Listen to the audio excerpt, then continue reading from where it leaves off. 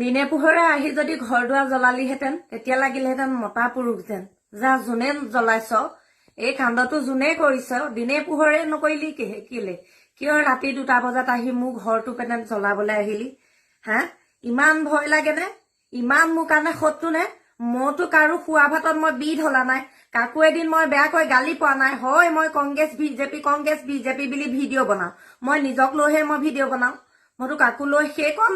video' বনাই এটা চৰকাৰৰ ফালৰ পৰা আগৰে সেইটো এটা নিয়মে যে ভিডিঅ' বনোৱা মানে এটা পক্ষৰ মাজত যুঁজা সেইমতে মই যুঁজিলো বুলিয়ে মোক ঘৰ দুৱাৰ জ্বলাই দিব লাগে নে মোৰ ল'ৰা ছোৱালীয়ে সতি 5টা কুকুৰটো সতি 6টা মানুহ জ্বলাই দিবলৈ আহিছিলি ন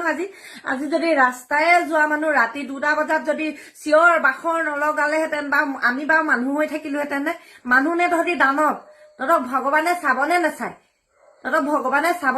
তহঁতি মানুহে দেখাকে কৰিব লাগিছিলে কিয় ৰাতি আহি মোৰ ঘৰ জ্বলাব লাগিছিলে ইমান শত্ৰু নে আৰু সকলোকে জনাবলৈ বিচাৰো মোক যদি মাৰিবলৈ বিচাৰে এই বিজেপি গুণ্ডাগিৰিয়েহে যদি মোক কোনোবা এদিন এনেকৈ বাটে পথে কৰবাত মোৰ ল'ৰা ছোৱালী কেনেকৈ মাৰিব আৰু কোনেও নামাৰে আজি ইমান দিনে মোৰ ঘৰত এনেকুৱা এটা কাণ্ড নহলে এই চৰকাৰখন আহিলত মোৰ আজি ৰাতি 12টা বজাত দোকান জ্বলাই দিছে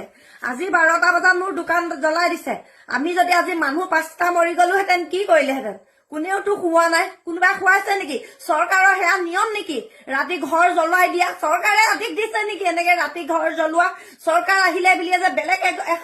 বেলেগ চৰকাৰ এজনী মানুহৰ ঘৰ জ্বলাই দিব বুলি কোনে অধিকাৰ দিছিলে কি আমাক কংগ্ৰেছৰ মানুহ জীয়াই থকা অধিকাৰ নাই নি কংগ্ৰেছৰ প্ৰতি যোৱা মানুহক এনেকৈ জ্বলাব নেকি ঘৰ দুৱাৰ